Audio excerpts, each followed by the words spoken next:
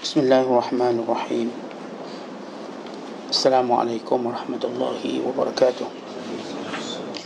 الحمد لله الذي هدانا لهذا وما كنا لنهتدي لولا أن هدانا الله. أشهد أن لا إله إلا الله وحده لا شريك له وأشهد أن محمدا عبده ورسوله. اللهم صل وسلم وبارك على سيدنا محمد وعلى آله وصحبه أجمعين وبعد. وقال المصنف رحمه الله تعالى ونفعنا الله به وبعلومه في الدارين آمين. Telah berkata Imam Al-Allamah Syekh Abdul Qadir Al-Jilani, semoga Allah Ta'ala merahmatinya dan kita mendapat manfaat serta barakah ilmunya. Dengar baik-baik nasihatku ini, kemudian amalkannya, kerana dia akan mematikan api tamakmu dan akan mematahkan kuasa jiwamu. Jangan engkau datangi suatu majlis di mana akan bergejolak api tabiatmu, lalu ia akan merobohkan rumah agamamu dan imanmu. Bila bergejolak api tabiatmu, hawa nafsumu dan syaitanmu, dia akan melenyapkan agamamu, imanmu dan keyakinanmu.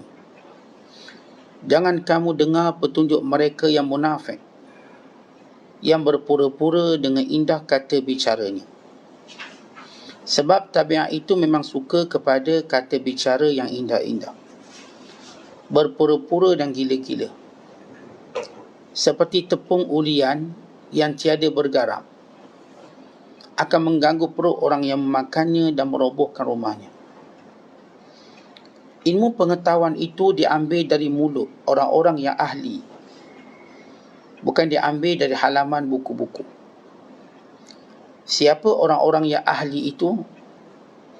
Orang-orang yang berpedoman kepada Allah Azza wa Jalla, orang yang bertakwa, yang membelakangi hawa nafsunya, yang mewarisi jalan para ulama, yang arif, amil, mukhlis. Apa yang selain takwa semuanya gila dan batil. Kerana wilayah itu bagi orang yang bertakwa di dunia dan di akhirat, asas dan binaan bagi mereka dunia dan akhirat. Allah Azza wa Jalla hanya mencintai para hamba-Nya yang bertakwa, yang membuat kebaikan lagi bersabar. Jika engkau punya hati yang sihat, nescaya engkau kenal mereka itu. Engkau mencintai mereka dan berteman dengan mereka. Hanya saja hati itu menjadi sihat bila ia bercahaya dengan makrifat kepada Allah Ta'ala. Engkau tidak akan bertenang kepada hatimu kecuali dia sihat dengan cahaya makrifat. Dan ketika itu akan jelas kepadamu kebaikan dan kesihatannya. Tutupkan pandanganmu dari segala yang diharamkan, dan tahan nafsumu dari segala nafsu syahwat. Biasakan dirimu memakan yang halal. Pelihara batinmu dengan muraqabah terhadap Allah Ta'ala, dan pelihara zahirmu dengan mengikut sunnah. Barulah hatimu menjadi sihat dan benar, dan engkau mengenal makrifat terhadap Allah Azza wa Jalla. Hanya saja akal dan hati sahaja yang dapat berkembang, bertambah baiknya. Adapun nafsu dan tabiat serta adat tidak mungkin, dan memang tiada kemuliaan baginya. Muslimin dan muslimat yang dirahmati Allah sekalian, semalam kita bicarakan tentang syahadah, kelebihan keutamaan la ilaha illallah. Dan ini sambungan kepada apa yang telah kita bacakan semalam, penjelasannya. Bila Syekh Abdul Qadir menyebut, dengar nasihat aku.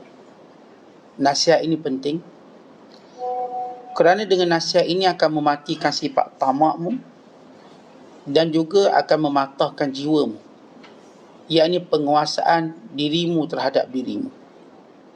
Sebab kita ingin diri kita dikuasai oleh syariat. Kita tidak mahu diri kita dikuasai oleh diri kita sendiri, oleh hawa nafsu kita, oleh tabiat kita, oleh adat kita, apatah lagi syaitannya. Siap hamba Allah yang ingin mengenali dirinya, mesti dia menjadikan dirinya dikuasai oleh syariat. Bila sudah pun terbiasa dikuasai syariat, maka ketika itu akan datangnya takwa dan makrifat. Kalau kita belum mampu mematuhi syariat dalam bab yang berkait dengan ibadatnya, yang berkait dengan akhlaknya, yang berkait dengan muamalatnya, maka kita tidak akan mencapai makna takwa. Dan seorang yang tidak mencapai takwa tidak akan mencapai makrifatnya. Kerana dengan takwa tercapai makrifat. Makrifat bukan dicapai dengan angan-angan, dengan dakwa-dakwi. Bukan dicapai dengan pengakuan-pengakuan kita atau pujian orang lain pada kita. Kita berada pada zaman manusia diangkat dengan pujian. Kerana itu lagi ramai orang tu dipuji, maka ramai orang cuba mendekatinya, menganggapnya sebagai yang dekat dengan Allah. Walhal yang sebenar-benar dekat dengan Allah ialah orang-orang yang bertakwa, yang menjadikan peraturan Allah berada pada dirinya. Sebab itu tuan-tuan, ikhtiar kita yang pertama. Sebagaimana kata Syekh Abdul Qadir, mendengar nasihat ulama untuk mematahkan sifat tamak diri kita dan tamak hawa nafsu kita. Kita tidak boleh kuasai kita. Tidak boleh. Sebab kalau kita menguasai kita dengan maksud, kita menguasai diri kita berdasarkan keinginan kita. Saya nak benda tu, saya nak benda ni. Dengan itu kita bina kehidupan hari ni.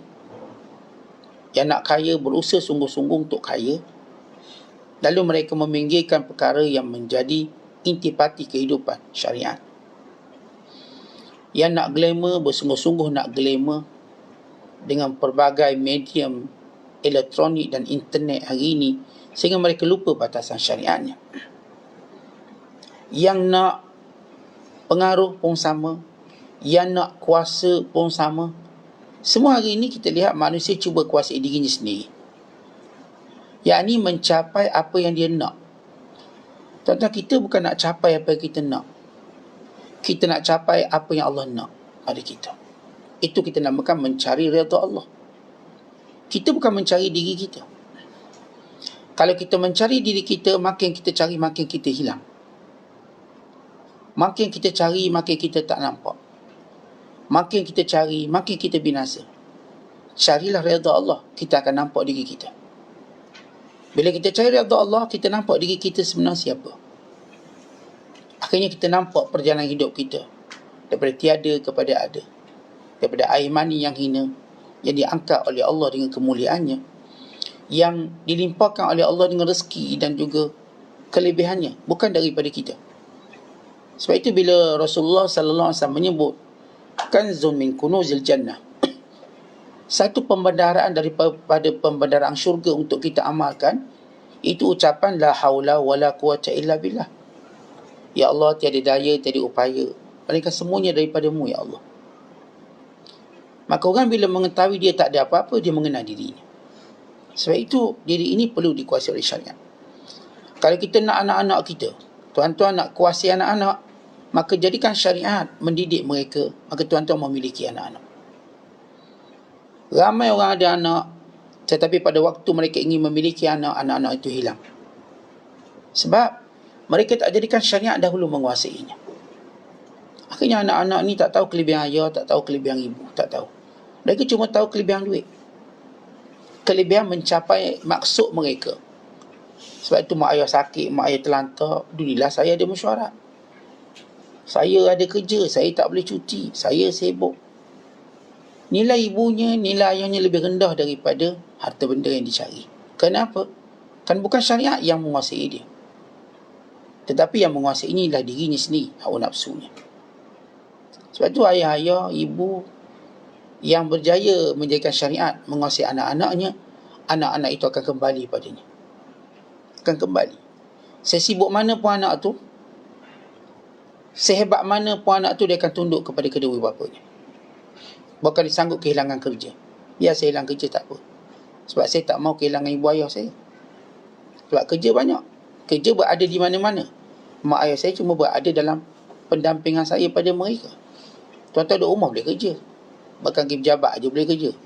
Bukan pergi kat ladang je boleh kerja. Kerja boleh buat kat mana-mana. Maka di situ seorang bila syariat yang menghukum dirinya, bukan dirinya sendiri. Lalu Syekh Abdul Qadir pun menyebut, bila kita nak letakkan syariat ni penghukum diri kita, apa yang patut kita buat? Jangan duduk dalam majlis yang tidak menyuburkan agama kita, iman kita, akal kita. Dengan bahasa mudah, majlis lara. Majlis lara ini dia cuma akan menyuburkan tabiat kita, menyuburkan hawa nafsu kita, menyuburkan syaitan kita. Lalu kerana benda-benda ini subur, lalu agama kita dirobohkan.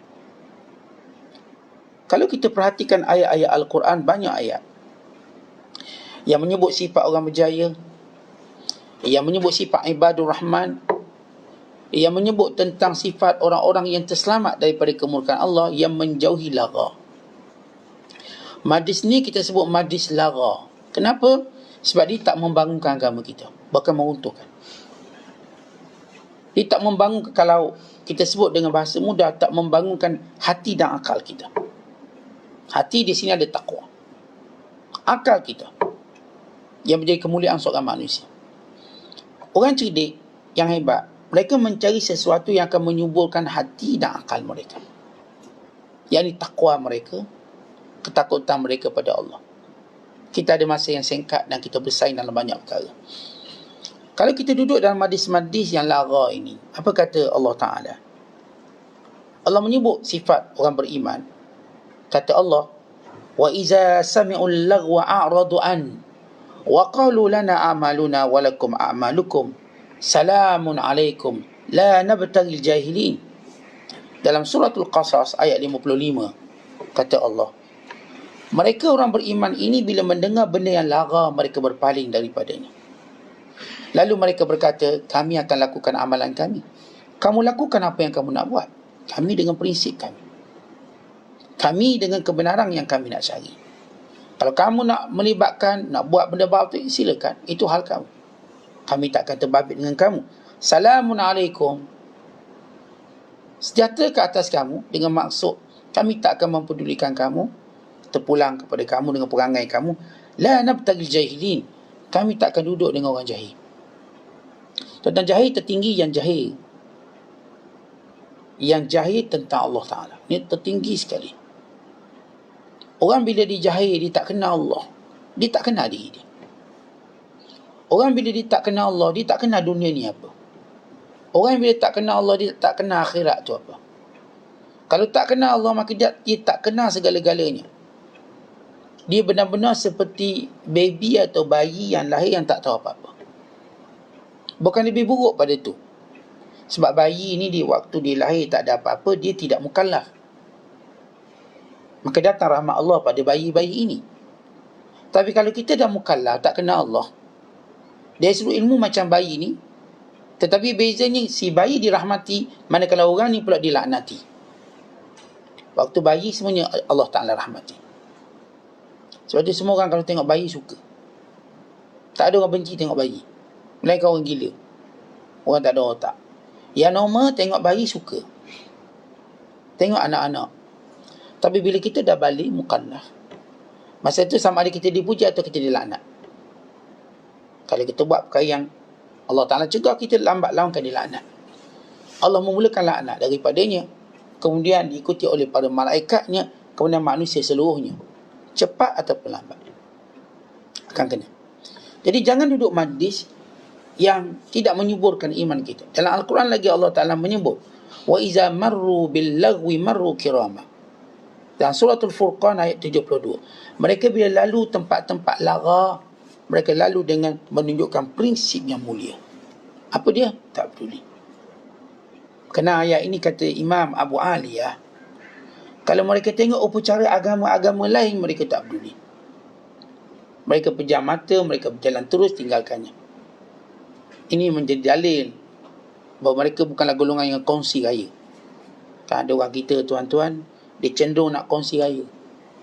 Semua raya dia nak raya. Walhal raya yang selain daripada raya Islam itu lara.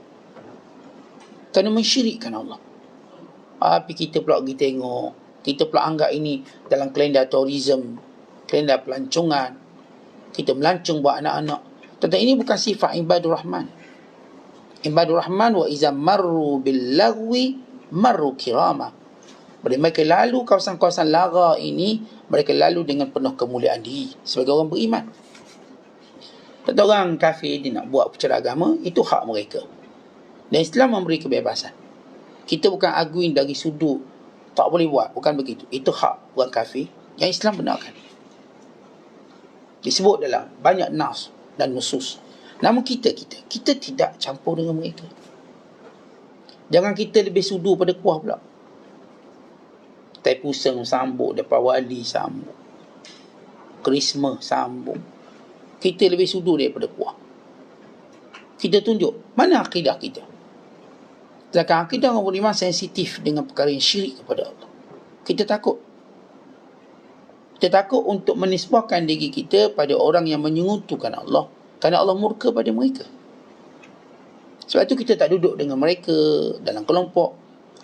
Dalam perayaan mereka tak duduk. Kita mengharamkan diri kita duduk dalam perayaan mereka. Maka ini majlis lara yang boleh melenyapkan agama kita, iman kita. Dalam ayat yang lain Allah menyebut sifat orang beriman yang berjaya. Walladzina hum 'anil lagwi mu'ridun. Orang-orang yang berpaling daripada perkara-perkara yang lara. Dalam suratul Mu'minun ayat ketiga.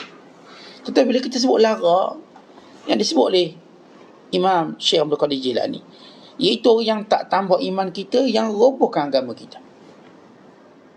Mana-mana benda, mana-mana perkara, mana-mana masa, mana-mana cara berfikir, cara bercakap, cara bertindak yang menjadikan iman kita terjejas, yang tak mendatangkan faedah, maka ini lara.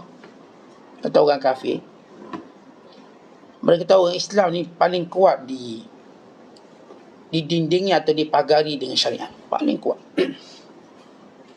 Sebab itu mereka cuba untuk pertama, untuk menjadikan orang Islam tidak kuat dengan agama, mereka sendiri jangan tunjuk kuat agama. Lalu wujudlah dasar yang dinamakan sebagai secularism.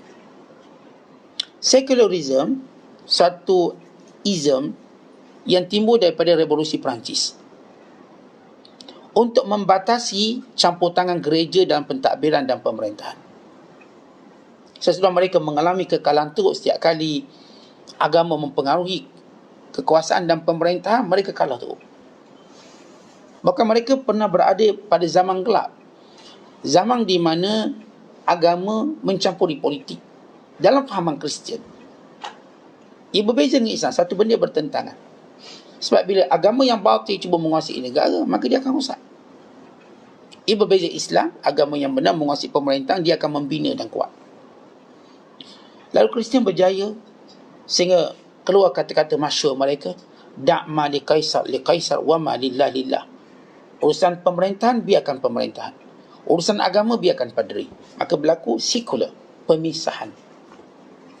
Lalu dengan pemisahan ini mereka bergerak di seluruh negara Eropah, bermula daripada Perancis. Satu persatu agama Kristian dihimpit ke dinding untuk pulang ke sarang, umpama menghalau ular biar masuk ke lubang. Begitu mereka lakukan, sehingga agama itu cuma garang dan menyalak dalam gereja saja, tak boleh keluar pada itu. Duduk situ. Dan kami yang memerintah.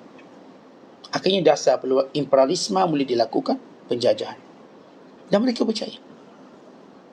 Dan mereka berfikir bagaimana nak lemahkan Islam.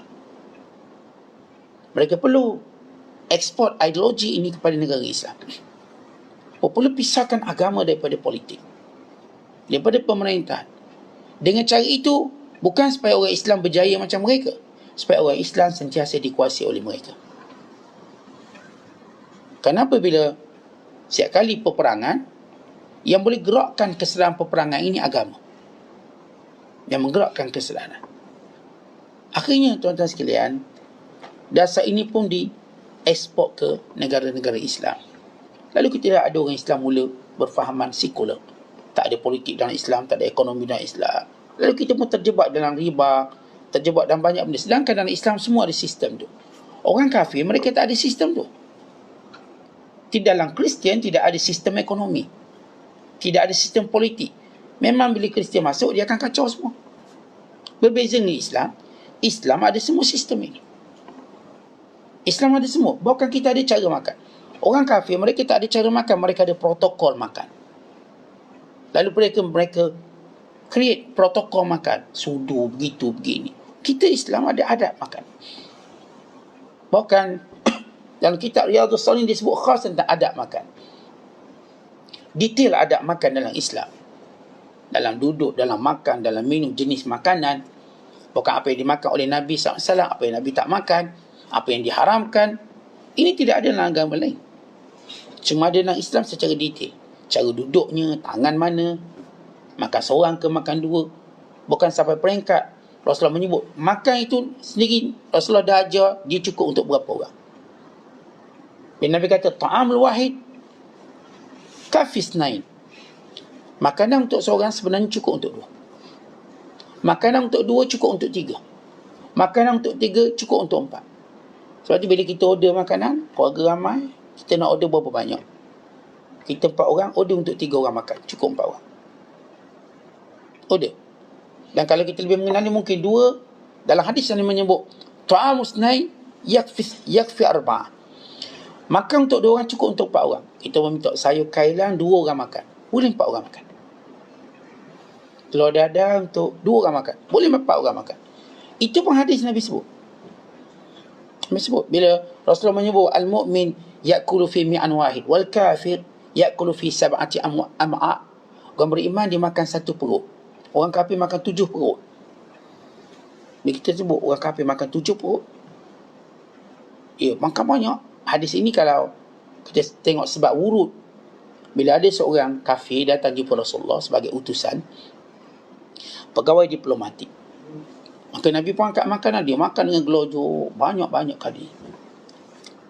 Dan berikut tahun hadapan dia datang sebagai seorang Islam, dia mula makan dengan beradab dan cukup sekali. So, Nabi pun menyebut hadis ini, orang beriman makan 1 perut. Orang kafir makan 7 perut. Ini jenis orang sekarang sebut mukbang macam tu lah. Saya pun tak ada istilah tu mukbang ni. Dia letak makanan banyak-banyak makan. Perut dia tu macam lege, macam tempayang, sombak. Ya, kerana dia kafir. Dia ni tak nampak siapa boleh makan 1 dolang habis. Dia makan, dia buat ni, apa nama ni, ambil video tu. Orang pun suka tengok makan. Dia boleh makan pergi besar. Orangnya halus. Kenapa? Kerana kafir. Dan orang kafir mampu melakukannya. Makan banyak. Tidak orang Islam. Orang Islam tidak mungkin makan sebanyak itu kerana mereka ada tanggungjawab. Mereka tahu matlamat hidup. Mereka tahu kenapa mereka nak hidup. Jadi kalau kita lihat bagaimana perkara-perkara yang lara ini bermula daripada barat dengan menjauhkan agama supaya benda lara menjadi keutamaan. Lalu mereka ekspor ke negara Islam, maka kita juga terlibat banyak benda yang lara. Contoh 3 perkara yang mereka ekspor ke negara Islam dengan mereka namakan dengan 3S. Tersebut sport, screen, seks. Sport, sukan.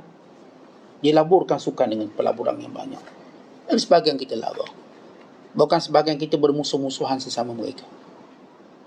Ni kita tak cakap orang-orang yang menjaga batasan dia. Yang bersukan dalam menjaga batasan syariat, itu yang kita nak. Kita Islam tidaklah memusuhi sukan, tidak. Bukan dalam Islam banyak sukan-sukan yang memang mendapat perhatian khusus daripada Nabi SAW sendiri. Namun kita bercakap tentang golongan yang melampau, yang mungkin abaikan kewajiban, yang mungkin mewujudkan permusuhan, dan mungkin juga kita katakan memecah belahkan negeri dan negara. Sampai sukan tadi memecahkan negeri dan negara. Tentang dulu bila saya ngaji sejarah, negara-negara dulu macam mana mereka nak berperang. Ni perang ada 2. Satu perang persenjataan, satu dinamakan sebagai perang moral atau dipanggil secara psikologi. Lalu mereka mengadakan sukan di bandar-bandar Rom, sehingga tertentunya sukan Olimpik. Semua bandar-bandar ini bertanding. 150 kota di Rom, 150 kota di waktu zaman dahulu bertanding untuk menang sukan Olimpik ini, yang biasanya dimenangi sama ada Athens atau Sparta.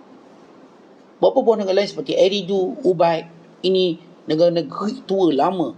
Kisah bagaimana mereka jadikan sukan sebagai permusuhan dan strategi. Sukan ini asalnya adalah strategi perang awalan untuk melihat kekuatan musuh dan untuk melihat moral musuh. Lalu kalau mereka nampak kalah, dia peluang untuk mereka berperang. Akhirnya berlaku peperangan antara Athens dan Sparta yang berpanjangan. Dia ada 150 negara yang disebut Acropolis. Acropolis maksudnya bandar-bandar. Yang leading ialah Athens dan juga Sparta. Athens negara falsafah, Sparta negara ketenteraan. Dia latih budak umur 7 tahun lagi untuk mencuri supaya dia dipukul. Bila dia dipukul, dia lasak. Budak-budak ni dipukul seawal usia 7 tahun. Cara nak pukul macam mana? Dia sengaja suruh budak ni pergi mencuri. Biar orang ramai pukul dia kerana mencuri. Tujuannya untuk dia kuat. Maka dia dah biasa. Berlaku peperangan yang saya kata panjang. Tapi ia dimulakan dengan sukan ni sebagai satu mekanisme perang. Sebab bila orang bersukan melampau, tak ada etika, dia maki hamu, dia mula memperli, menganjing, orang pun jadi marah. Jadi bad mood. Jadi macam-macam lah. Ni saya bercakap tentang sukan yang melampau, yang menjaga batasan, yang melihat itu sebagai satu gurauan. Sukan ini sebagai satu bentuk refreshing diri kita, atau kita kata menghilang seketika ketegangan hidup. Tengok, okey, menang okey, kalah pun okey, kita semuanya okey, kita tak ada masalah. Kita tak ada nak hina siapa, kita tak ada nak marah siapa, biasa. Kita pun kalau pergi ringan-ringan sebagai gurauan, tidak lebih pada itu. Bukanlah niat nak bermusuh, tak ada. Ini asas. Kemudian yang kedua, skrin, filem. Tuan-tuan lihat bagaimana mereka cuba melarutkan umat Islam. Yang aneh, orang-orang yang ataupun filem yang dilaburkan jutaan ringgit untuk buat filem hantu yang tak ada faedah apa pun untuk akal, untuk jiwa, untuk sebagainya. Contoh kalau kita tengok, kalau kita kat Malaysia sendiri lah, cerita-cerita hantu ni, kita tertanya-tanya, baik yang tengok, baik yang buat filem ini, faedahnya apa? Melahirkan bangsa penakut, bangsa khurafat, bangsa tahyul, melahirkan umat yang membuang masa melihat hantu, lalu mereka menuju 100 tahun ke belakang, dan kita melatih diri kita menjadi umat penakut. Bayangkan anak-anak kita telah dibobrokkan, telah ditakutkan dengan benda-benda lara, hantu yang pelbagai rupa dan bentuk. Lalu ketakutan datang, lalu kat pokok takut, dekat kubur takut, naik tingkat atas takut, sunyi sikit takut, tutup api takut. Kalau kita Islam ajar kalau tidur tutup lampu, tak, anak takut Ustaz kalau tutup. Terbayang macam mana. Sebab kita ajar, kita dedahkan mereka. Tuan lihat bagaimana filem yang dilaburkan ratusan juta, even billion, hanya untuk merosakkan akal kita, membangkitkan syahwat dan nafsu. Hari ni desas-desus beberapa hari lepas, supaya filem jangan ditapis lagi. Jangan ditapis filem, berikan kebebasan berkarya. Kita lihat bagaimana mereka nak rosakkan umat Islam. Filem tidak ditapis, cukup membayar. Ditapis pun teruk. Sehingga ada seorang hamba Allah, kerjanya bagian penapisan filem. Bila dia kata, kita tengok filem ni 10 jam satu hari, nak tapis 10 jam. Ada dah sampai peringkat yang berkait dengan ringan-ringan pun kami terpaksa lepaskan ringan. Ini ringan ni. Akhirnya yang berat pun jadi ringan juga sebab biasa tengok tadi. Mula filem-filem yang menggelojakkan hawa nafsu berada di rumah-rumah kita dengan melampau, baik pakaian, baik cara gaulan. Walaupun sudah melalui penapisan, kita dulu kan ada 18XX, 18SG, 18 sekian. Tetapi benda tu dah tak berfungsi atau tak berfungsi. Bila ada kesan supaya filem jangan ditapis, biar kita rosak macam negara-negara lain, filem-filem tak ditapis. Remaja-remaja yang sudah hilang nilai maruah, sudah hilang dia punya kedaraan dia dan sebagainya pada usia muda. Itu yang mereka nak buat pada negara Islam. Walaupun kami yakin, kita percaya Allah pelihara umat Islam, tapi kita perlu ada jihad kita sendiri. Allah akan memenangkan orang Islam, tapi kita perlu ada perjuangan kita untuk menunjukkan kesungguhan sebelum kita mendapat pertolongan Allah. Sebab itu tuan-tuan sekalian, ini benda yang mereka cuba masukkan dalam negara Islam. Sesudah mereka telah menjadikan 3 benda ini menggilakan masyarakat mereka. Dengan sportnya, dengan skrinnya, dengan seks. Maka kita perlu mengawal benda ni. Islam, saya katakan Islam tidak memusuhi sukan. Silakan sukan. Ia bagus untuk kesihatan. Bahkan Islam mengharuskan pendapatan daripada sukan. Pemain bola yang mendapat pendapatan diharuskan, dibenarkan. Dan Islam termasuk benda ini dianggap sebagai kita katakan sebagai bentuk hiburan. Namun tidak boleh melampau, tidak boleh mengabaikan apa yang menjadi kefarduan, tidak boleh mewujudkan permusuhan. Kerana dalam Islam, apa pun yang mewujudkan permusuhan hukumnya haram. Apa pun yang wujudkan permusuhan, maka diharamkan. Sebab kita tak diajar. Dan perkara larang yang banyak wujudkan permusuhan pada kita. Sebab itu Nabi SAW mengajar kita, bila kita duduk dalam majlis yang kita tahu lara banyak. Kata Rasulullah, man jalasa fi majlisin fakathura fihi lagatuhu faqala qabla an yakum min majlisihi dhalika subhanakallahumma wa bihamdika asyhadu an la ilaha illa anta astaghfiruka wa atubu ilaika. Namanya kafarah majlis atau zikir kafarah. Zikir kafarah. Saya ingat zaman kita orang sekolah, kita orang bila duduk sembang, kita akan tutup dengan kafaratul majlis dan suratul asr. Kita membaca subhanallah wa bihamdik, subhanakallahumma wa bihamdik, asyhadu an la ilaha illa anta astaghfiruka wa atubu ilaika. Siapa yang membacanya, melainkan Allah hapuskan lara dalam majlis itu. Kita duduk dalam majlis lara ni tuan-tuan, kadang-kadang ialah terbabas, terkona, terbari, macam-macam ada. Termaki, terngumpat, terkutuk, semua keluar. Maka orang Islam tak boleh biarkan kesalahan menguasai diri mereka. Baca tasbih kafarah. Baca subhanakallahumma wa bihamdik, asyhadu an la ilaha illa anta astaghfiruka wa atubu ilaika. Cari dalam Google tentang doa kafaratul majlis. Dah hafal. Duduk majlis-majlis, kita pun berkafarah. Moga Allah ampunkan dosa kita. Baik, kemudian Syekh Abdul Qadir menyebut, ambillah ilmu pengetahuan daripada ahlinya. Baik, kita, setiap orang tuan-tuan ada ahlinya. Kalau urusan dunia, jelas pada kita tentang ahlinya. Tuan-tuan nak baiki bumbung rosak, mesti cari kontraktor. Tak mungkin tuan-tuan cari ustaz-ustaz ni bumbung rosak, tolong baiki. Sembuhlah pakai ayat apa pun hembus dia. Tuan-tuan, itu melainkan kebodohan. Kereta kita rosak, kita cari mekanik. Kita tak cari cikgu matematik. Cikgu matematik kan. Kenapa? Bagi kereta saya, tak ada kaitan langsung. Tak ada kaitan. Kita kalau sakit, kita jumpa doktor. Kita tak mungkin sakit, kita jumpa peguam. Tuan lawyer, ada masalah sikit, kenapa? Sahabat saya ni sakit perut. Apa berkaitan dengan saya? Dah takut tuan lawyer boleh rawat. Saya kerja peguam, bukan kerja doktor. Kita ada masalah undang-undang, maka kita jumpa lawyer. Jangan ada masalah undang-undang, kita pun jumpa nelayan.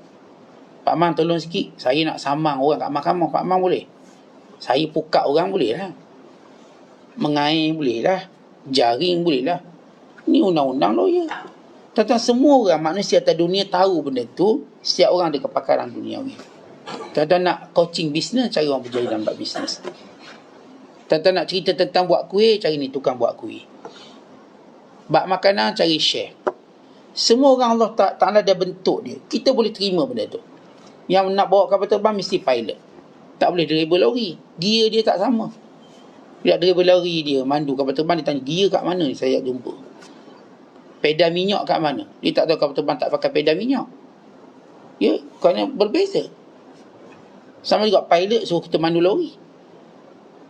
Dia pun macam pelik ni gear apa benda-benda. Ini benda apa pula? Dia mungkin. Akhirnya dia terbangkan lori tu. Yang patut lori jalan tak apa. Sebab dia pilot, dia terbang lori. Yang si pembawa lori pula dijatuhkan kapal terbang sebab dia lori. Tuan-tuan, kalau hal duniawi, tuan-tuan tahu itu pakar dia. Tak payah cerita banyak, tak ada orang khilaf pun benda tu. Tapi dalam hal agama, kenapa kita buta? Dalam agama ni ada pakar dia. Hadis ada pakar hadisnya. Tafsir ada pakar tafsir. Tasawuf ada pakar tasawufnya. Setiap orang kena menghormati bidang masing-masing. Jangan menceroboh tanpa ada keahlian. Hatta ahli hadis, dia tidak boleh menceroboh hukum yang ahli fiqh faham. Sebab para ahli hadis ini mereka disebut sebagai soyadilah, tukang ubat. Manakala faqih itu ialah doktor. Nahnu atibba fa antum soyadilah. Kami para faqih ialah doktor, kamu ialah ahli farmasi. Tak ahli farmasi dia buat ubat. Tapi apakah dia sehebat doktor? Tak. Memang dia tahu ubat ni untuk ni, ubat ni untuk ni. Tapi doktor yang diagnosis pesakit. Dia tahu ubat ni sesuai untuk sekian-sekian.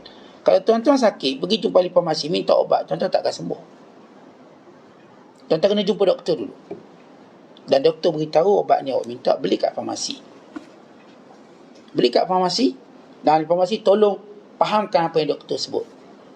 Sebab doktor dan ahli farmasi, mereka berlainan bidang. Walau nampak macam sama, tapi tak sama. Ahli farmasi tak boleh rawat orang. Dia boleh sebut ubat ni, ubat ni. Doktor pula, dia boleh rawat orang. Tapi dia perlukan ubat. Itu beza faqih.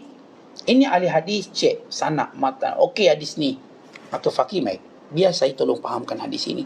Sebab tu kata Abdul Rahman bin Mahdi, kami ahli hadis terkunci sehingga datang kepada kami Imam Syafi'i yang membuka kunci. Dulu kami faham hadis secara zahir. Sehingga datang Imam Syafi'i mengeluarkan hukum istinbat. Kata orang yang buat kelapa, tanam kelapa, dia cuma keluarkan kelapa. Kita tukang masak boleh perahnya jadi santan. Lalu kita adun jadi kuah kari. Atau adunnya menjadi serunding atau sebagainya. Siapa tukang masak? Yang ni cuma tanam kelapa, dia bagi kelapa. Dia tak reti nak buat santan. Kalau dia reti buat santan, dia tak boleh ubah dengan menjadi masakan. Allahumma illa, melainkan kalau dia tanam kelapa dan sama, dia memang belajar tentang masak. Okey, boleh. Kalau dia memang ahli hadis dan sama dia faqih, okey, boleh. Kalau dia ahli faqih dan sama dia ialah ahli sufi, okey, boleh. Setiap orang tuan-tuan kena tahu dia ada bidang. Tafsir ada bidangnya. Fiqh ada bidang. Supaya kita tahu kita saling perlu memerlukan.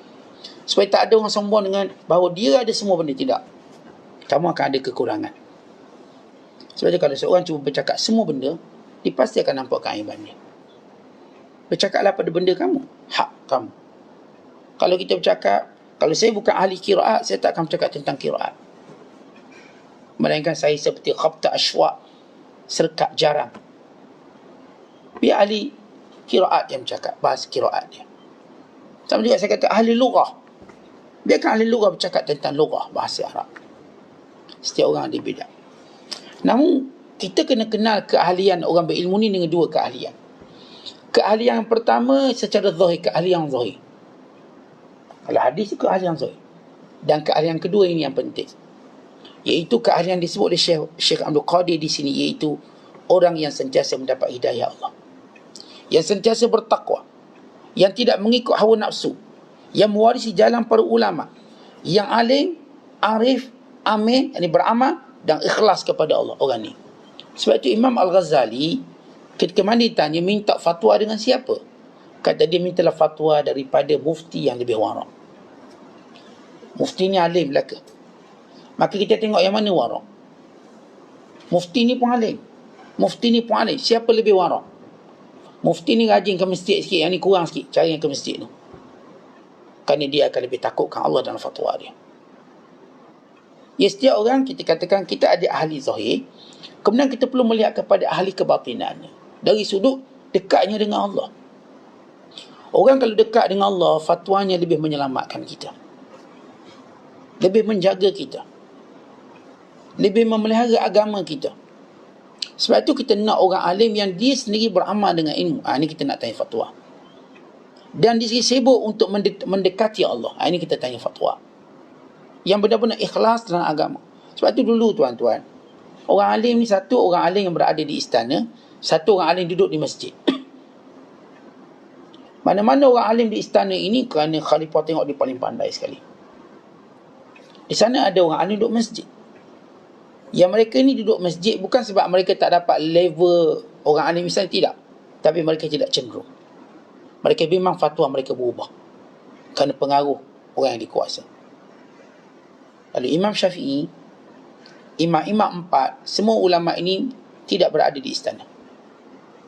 Dan mereka mengharamkan diri mereka berada di istana. Mereka kadang darurat. Hatta Imam Syafi'i tidak menerima pemberian Harun Rashid waktu itu. Waktu diberi 10,000 keping duit emas, Imam Syafi'i membahagikan semua pada orang miskin dan tak ambil walau sekeping pun. Bahkan dia jumpa untuk guru dia, pinjam duit untuk guru dia pula. Dia tak nak ambil. Kenapa? Kerana duit zakat, duit pemerintahan negara bercampur dengan duit peribadi khalifah. Sehingga khalifah mengambil semua duit negara menjadi milik dia, akaun dia.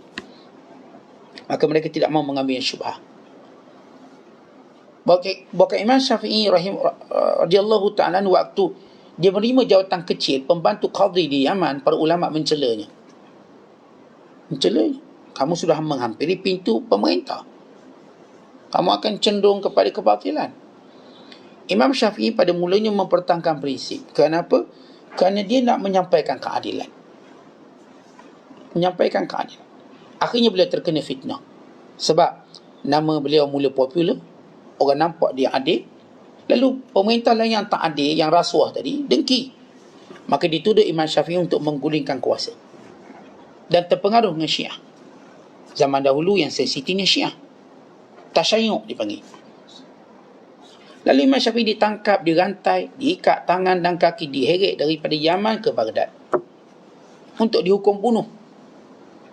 Selepas itu Imam Syafi'i lepas diselamatkan, pendek ceritanya, maka beliau terus melarikan diri pergi ke Mesir dan beliau tidak mahu lagi terlibat dengan sistem itu. Kerana penuh dengan kejahatan. Maka kekal dia menjadi ulama yang terbebas daripada pemerintah. Sehingga Abu Hanifah tidak mahu menerima jawatan qadi dan dipukul dan dipenjara sampai mati dalam penjara. Kisah Imam Abu Hanifah, bila dia tak nak pegang jawatan, maka kerajaan tuduh dia tak sokong dia. Sedangkan waktu itu paling alim sekali Abu Hanifah. Abu Hanifah kekal tidak mahu menerima jawatan sampai dia mati dalam penjara. Imam Malik juga begitu. Waktu dia tidak mahu menerima jawatan qadhi, maka dia disebat. Maka ketika itu tuan-tuan berlangsung antara ulama yang disebut ulama kerajaan dengan ulama atau disebut ulama dunia dengan ulama akhirat. Jadi kita dalam meminta fatwa, maka mintalah fatwa daripada ulama akhirat. Ia lebih menyelamatkan agama kita. Ia lebih jujur. Maka Syekh Abdul Qadir memperkenalkan ulama akhirat ini. Siapa ulama akhirat? Yang sentiasa mendapat hidayah dari Allah, yang bertakwa, yang tidak ikut hawa nafsu, yang ikut jalan para ulama, yang arif, yang beramal, yang ikhlas. Selain daripada itu, gila belaka. Selain daripada takwa, gila. Maka kita tak akan dapat jawapan daripada orang gila. Tuan-tuan, kenapa kita nak tahu jawapan hidup kita daripada orang gila? Dia sendiri pun tak boleh pimpin diri dia. Takkan tuan-tuan nak tanya orang gila? Kerana Syekh Abdul Qadir menyebut, untuk mengenali benda ni, kamu perlu ada cahaya. Tetapi kita nak kenal ulama-ulama yang takutkan Allah ni macam mana? Kita kena ada cahaya untuk, barulah kita mampu bercinta dengan mereka, berteman dengan mereka. Kita perlu ada hati yang sihat. Hati yang sihat, yang mampu bercahaya dengan ma'rifatullah. Maka hanya orang yang baik kenal orang baik. Lagi kita tak baik, kita tak akan kenal dengan orang baik yang sebenar. Tuan-tuan, bila lagi tinggi kebaikan kita, lagi tinggi orang baik yang kita kenal. Lagi dekat kita dengan Allah, maka lagi kita cepat mengetahui orang yang dekat dengan Allah. Orang yang jauh tak akan kenal orang dekat dengan Allah, melainkan dengan sangkaan. Setiap orang dapat mengenali berdasarkan kepada cara hidup dia. Sebab itu Syekh Abdul Qadir, dia ajar kita macam mana kita nak dapat hati sihat, supaya kita dapat mengenali ulama akhirat ni. Yang pertama kata Syekh, tutupkan seluruh pandangan haram. Tuan-tuan, siapa yang mata yang Allah bagi, dia menuntut untuk melihat segala yang haram, Allah akan bagi dia suatu panca indera mata yang boleh melihat yang satu yang tak boleh dilihat oleh mata. Ini yang disebut sebagai, kalau orang ini orang sebut sixth sense, dari yang keenam. Hakikatnya ini disebut dalam ilmu sufi sebagai basirah. Basirah atau juga disebut dengan kasyaf. Tapi syarat kasyaf ialah mata ni tak tengok yang haram, maka Allah tengokkan dia rahsianya. Tapi kalau kita tengok segala benda haram, segala benda sia-sia, segala benda-benda yang larak, mata kita cuma melihat benda-benda zahir saja. tak mampu menembus hijab. Sama juga telinga. Telinga ni kalau semua benda kita dengar, kita tak mampu dengar-dengar yang baik-baik. Sebab tu orang jaga telinga dia, tuan-tuan, dia sentiasa mendengar bisikan yang baik. Mendengar bisikan yang baik. Sama juga mulut. Mulut ni kalau biasa cakap benda baik, maka Allah akan ilhamkan kepadanya perkataan-perkataan baik. Perkataan ini tak ada dalam buku, tak ada dalam kitab. Ia satu ilham yang Allah beri pada dia. Sebab dia biasa cakap benda baik-baik. Sebab tu tuan-tuan kita ni sunat tahnik. Apa itu tahnik? Kalau bayi kita baru lahir, sebelum dia menyusu. Kebanyakan orang kita lepas menyusu baru nak tahnik. Sebelum menyusu, kita bawa dia jumpa ulama', jumpa orang alim. Dan orang alim ni akan kunyah kurma. Biar air liurnya bercampur dengan kurma tadi, lalu dimasukkan ke dalam mulut bayi tadi, supaya air liur ulama' tadi bercampur dengan air liur budak ini, untuk dia mengikuti kata-kata para alim ulama' dan bertutur dengan cara perkataan mereka, kata-kata yang baik. Sebab tu tuan-tuan lihat, kalau kita jumpa orang, dia sentiasa jaga perkataan, dia sentiasa pilih perkataan yang baik-baik. Sebagaimana kita memilih anggur yang baik di pasar, sebagaimana kita memilih barangan yang baik di pasar, demikian orang alim ini dia memilih-milih perkataan. Sebab tu kata Umar kata, aku suka orang yang bercakap baik-baik seperti dia memilih anggur atau kurma yang baik. Kata perkataan ni, Masya Allah, dia benar-benar jaga hormat orang ni, dia beri hak orang ni, respect orang ni, dan dia bercakap dengan pimpinan Allah, dengan hidayah Allah. Maka keluarlah perkataan yang berbekas di hati, yang terlekat di akal, yang mengubah diri. Perkataannya mampu jadikan kita berubah. Lebih hebat daripada ombak yang mengubah pantai. Sekali kita dengar perkataan, kita terus berubah. Kita berubah niat, kita berubah perbuatan menjadi lebih baik dan lebih baik. Ini perkataan, makin dekat dia dengan Allah, perkataannya makin kuat. Walau dia cakap sekali je, dia berkesan bertahun lamanya. Maka yang paling agung ialah Nabi kita sallallahu alaihi wasallam, dan diikuti mereka para sahabat ridwanullahi alaihim ajmain. Sebab itu kata-kata mereka tak pernah pudar, sentiasa hidup dan segar. Dan diikuti dengan kata-kata para alim ulama. Ulama-ulama walaupun mereka dah mati, kata-kata mereka hidup dalam diri kita. Dalam pesanan-pesanan, dalam wasiat-wasiat, wa imma dalam kitab, wa imma yang dinakalkan daripada mulut ke mulut, diwarisi. Ia perkataan yang baik. Semestinya perkataan yang baik itu kekal. Kemudian kata Syekh lagi, pertama, jaga pandangan. Yang kedua, tahan nafsu daripada segala syahwat yang haram. Tahan nafsu. Pertama, pandangan. Yang kedua, tahan nafsu. Syahwat-syahwat yang haram jangan didekati. Dan yang ketiga ialah makan yang halal. Aklul halal. Tuan-tuan, bila kita makan, makan yang halal. Kita cari standard halal yang paling tinggi sekali. Ini paling kurang, tuan-tuan, semua makanan kita orang Islam yang sediakan. Itu paling kurang untuk mendapat standard tertinggi. Bisa orang kafir dia buat makanan ada cok halal kan boleh. Ya itu boleh. Itu semua standard halal umum. Tapi kita nak cari standard yang Allah sebut dalam Quran. Halalan tayyiban. Halal lagi baik. Sebagaimana Imam Syafi'i, bila dia makan rumah Imam Ahmad, dia makan banyak. Kan dia meyakini rezekinya. Kita pergi rumah orang ada, kita nak makan banyak, kita yakin rezeki baik ni. Kenapa kita nak ragu? Kita lupa penyakit sekejap, dek, kerana keinginan kita mendapat rezeki baik ni disediakan daripada tangan-tangan yang baik, kita nak makan. Biarlah orang kata bisa ke apa tak, ini sebab dia makan yang baik, saya utamakan atas nama ibadat. Sebab Allah kata makan yang baik-baik, saya makan. Maka kalau kita jaga asas ini, iaitu jaga pandangan, jaga nafsu, kemudian jaga makanan halal. Yang saya katakan, latih diri kita, tuan-tuan. Biar setiap kali kita ke kedai makan, bila kita kenal tuang dia tu. Bila kita kenal tuang dia, kita pun tahu standard makan dia. Oh, dia ni orang bagus, soleh. Orang jenis masjid, surau pun tak tinggal, kuliah pun tak tinggal. Kita tahu dia jaga makanannya. Tak ada benda syubhat. Tapi kita pun tak kenal sangat dia. Dia pun pakai rantai punya besar. Tak tangan rantai.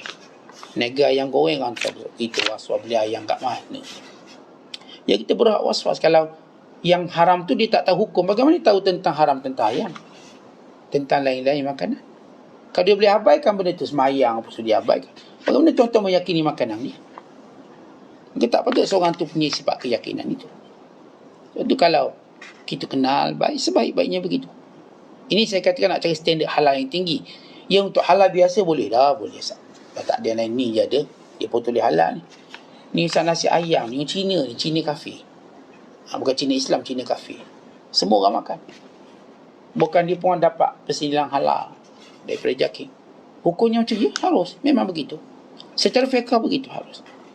Namun kita bercakap pada standard yang lebih tinggi pada itu.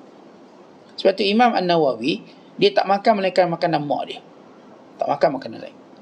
Dan dia tak akan makan makanan orang yang dia tak kenal. Kalau ada orang tak kenal bagi makan, dia akan bagi orang lain makan, dia tak nak makan. Sehingga sebelum dia wafat, datang seorang yang tidak dikenali oleh seluruh penghuni madrasah. Imam An-Nawawi, dia pengetua kepada madrasah Darul Hadis. Darul Hadis ialah suatu institusi yang ditubuhkan oleh Sultan Nuruddin Az-Zanki. Setiap mazhab ada Darul Hadis di masing-masing. Dan mazhab Syafi'i ada Darul Hadis berpusat di Dimashq. Yang pengetuanya antara ialah Imam Nawawi, Imam Abu Syamah, Imam Ibn Asakir, Imam Dimashqi ataupun Imam Taqiyuddin As-Subki. Ini antara pengetua-pengetua dari Imam Hafiz Al-Mizzi, Imam Ibn Katsir. Pernah dia pengetua Darul Hadis dalam mazhab Syafi'i. Ini Imam Nawawi pengetua, yang beliau tak ambil gaji, sehingga gajinya disimpan sehingga setahun, kemudian diwakafkan balik. Madrasah tu bayar gaji, tapi gaji itu disimpan sampai setahun, kemudian diwakafkan. Dia tidak mengambil. Dan beliau tak ambil makanan melainkan daripada ibu ayah dia dan orang yang dia kenali.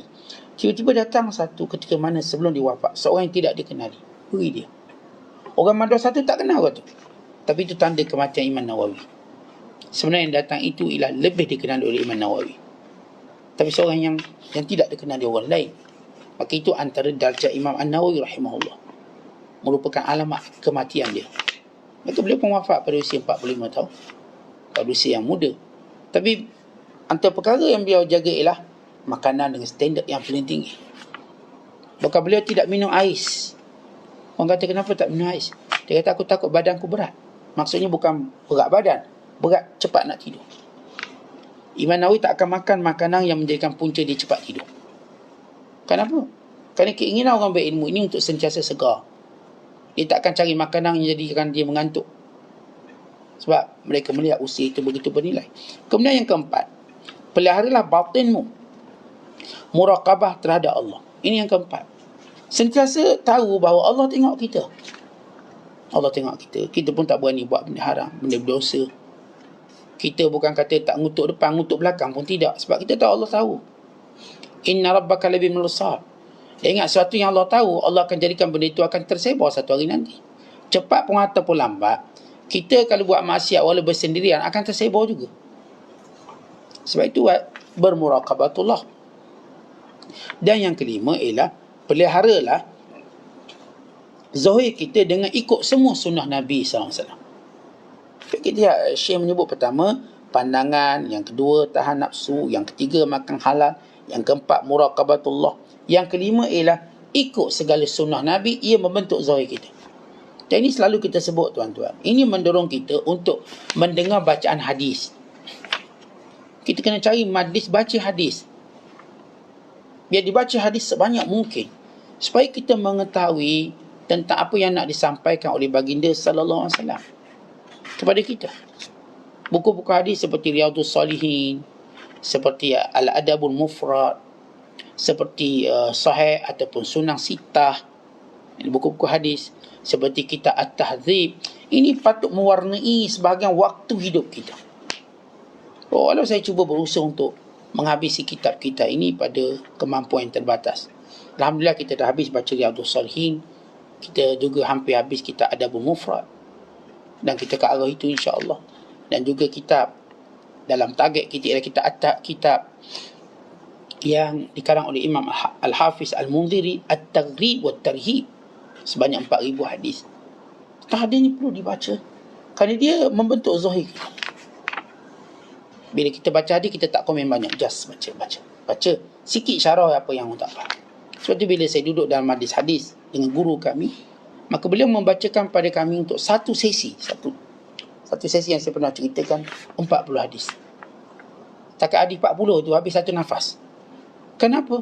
Kerana banyak lagi hadis untuk kami habiskan. Maka sehingga beliau tidak mau bercakap bahasa dia. Maksudnya, no komen apa, melainkan dibaca hadis. Kerana secara umumnya kita faham bila dibaca. Cuma perlu sedikit ta'liq dan komentar guru-guru kita untuk beri faham lebih kita katakan mantap. Zahir hadis ini boleh dipahami secara umum. Kita 5 perkara untuk jadikan hati kita sihat dan benar. Waktu itu kita akan kenal para ulama yang muttaqi sungguh-sungguh pada Allah.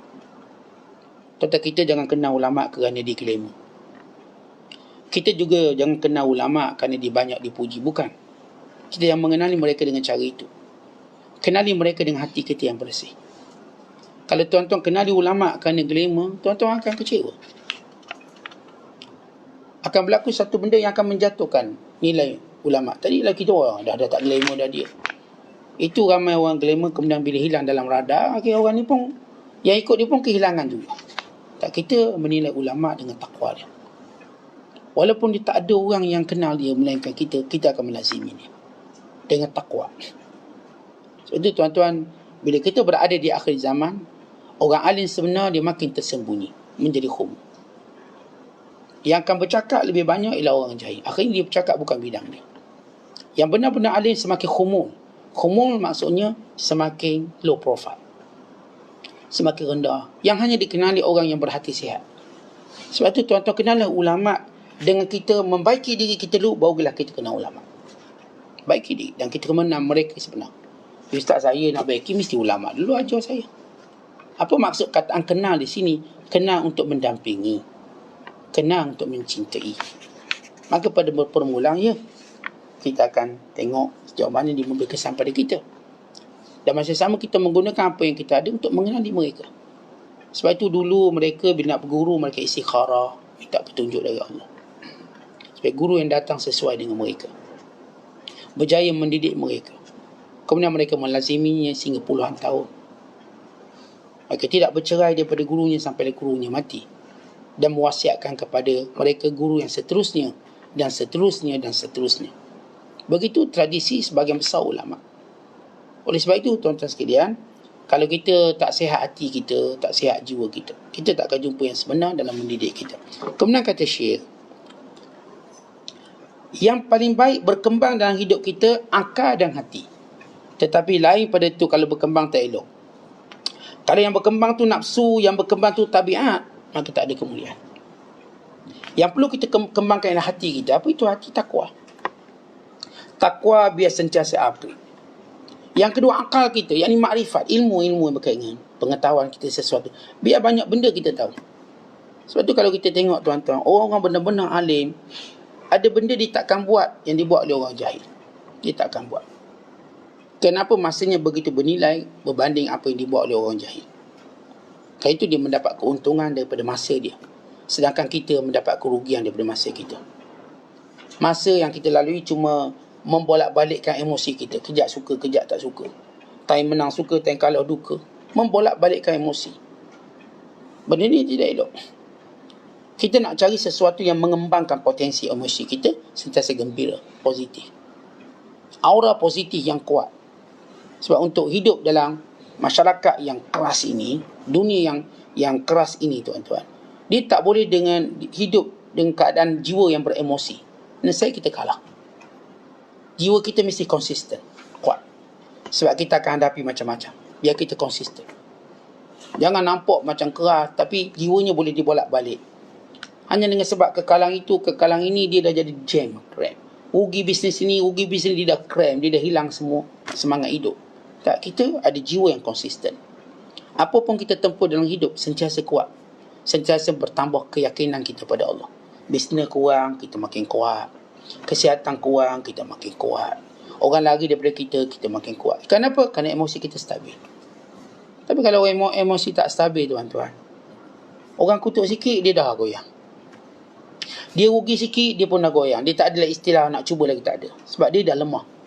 Sebab itu akhir zaman kita akan jumpa ramai orang bunuh diri. Walau mereka berada pada posisi yang hebat, tapi mereka bunuh diri. Ini direktur syarikat terbesar di Korea Selatan, akhir bunuh diri.